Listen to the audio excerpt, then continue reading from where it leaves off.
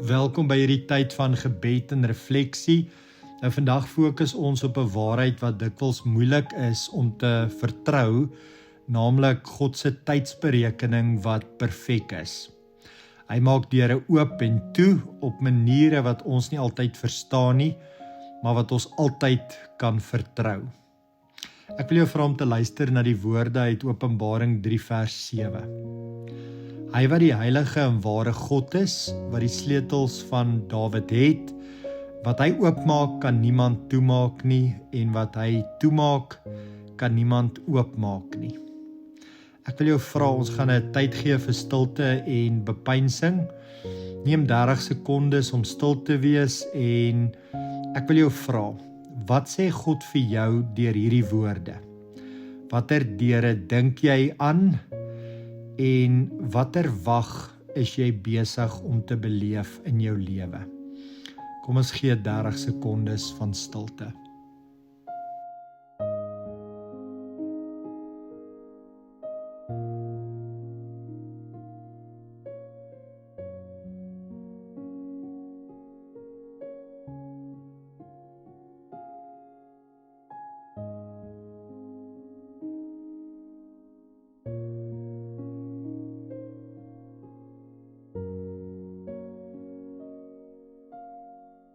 Die hoogtepunte wat vir my uitstaan in hierdie teks is God het die sleutel. Dit beteken dat hy in beheer is. En wanneer God 'n deur oopmaak, is dit permanent en niemand kan dit keer nie. As hy 'n deur toemaak, dan beskerm hy vir my en jou, al voel dit baie keer soos verwerping. En julle sy tydsberekening is nie net reg nie, dit is goed vir jou en vir sy plan vir jou. So ek wil nou 'n tyd gee vir persoonlike oordeenking, maar ek wil jou vra terwyl jy hieroor dink en hieroor bid dat jy die volgende paar vrae sal beantwoord. Die eerste vraag is daar 'n deur in jou lewe wat tans toe is en jy verstaan nie regtig hoekom dit so is nie? Die tweede vraag is daar dalk 'n deur wat oopgegaan het en jy weet nie of jy moet instap nie?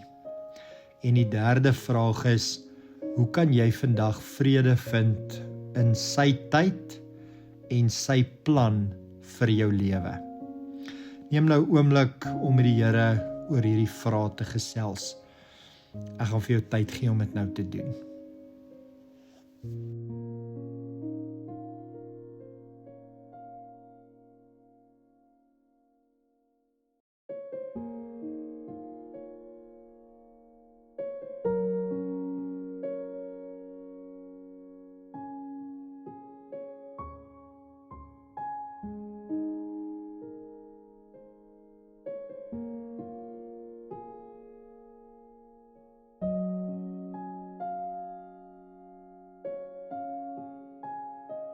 Kom ons bid saam.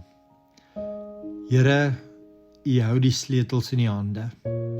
Dankie dat U deure oopmaak wat ek nie self kan oopmaak nie en toemaak wat nie goed is vir my nie. Help my om die tydsberekening te vertrou selfs wanneer ek wag of wanneer ek wonder. Leer my om in geloof te leef, nie net op sig te vertrou nie. Open die regte deure, Here, en gee my die moed om deur hulle te stap. En wanneer U toemaak, gee my rus in U wysheid en U liefde. Amen.